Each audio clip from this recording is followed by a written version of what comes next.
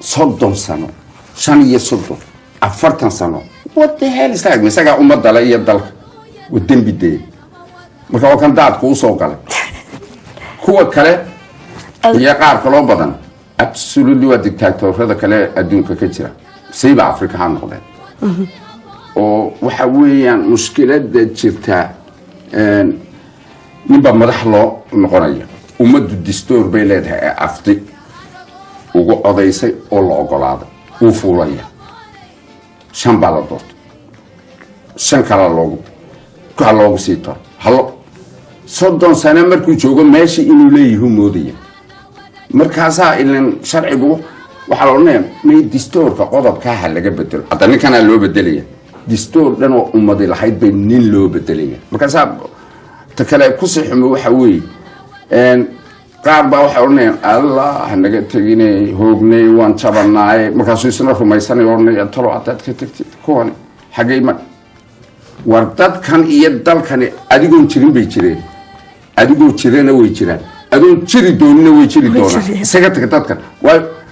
waxaan oran karaa dadkiiba caayaba qofkii uu leeyahay kalidii baaba aqli leh aqligaasan ku xasuusto maanta waqtigan aan taaganahay nin amba maaragta qof shakhsiya oo fikradaasi uu presidentku dhigay si qaadi karaya isaga ma inay qof kale ma jirto kelmaddan ka sheegi la mucaaradkan kelmad ka sheegi la dan diasporaagi Djibouti naay oo ta mucaaradku waa dad walaalaheena waa dad reer Djibouti oo muwaadiniin weeyaan waxa quraatan isku diiladnay waa wax fikra waa fikir maamulka iyo dawladdu sida ay u shaqayso haddii aad aragtid 10 sano ugu dambeeyay mucaaradku waxaa jiray 3 élections présidentielles oo dhacay 99 kii élection baa jiray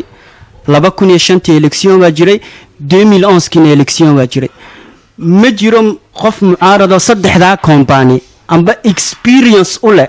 company sidii loo maamuli lahaa company-ga quraatay ka qayb galeen waxay ahayd company legislative-ka waa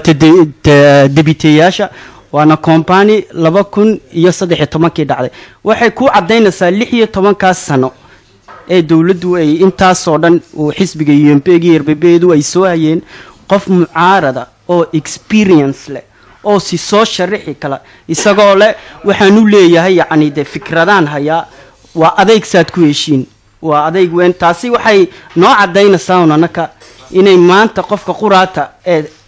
garba ballaaran u haya arrinkani oo dhabarka saaran la inay tahay presidentka maadaama inay experience u leeyihiin booda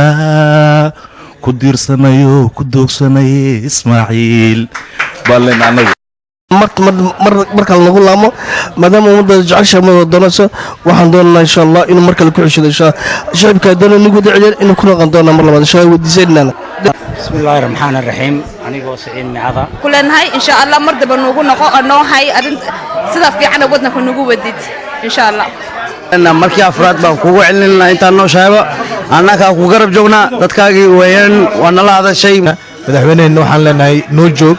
ونوجوك بنلنا هاي ليه تمسنا إيه كبدن أيها هاي كرتا وحنا هاي yes you can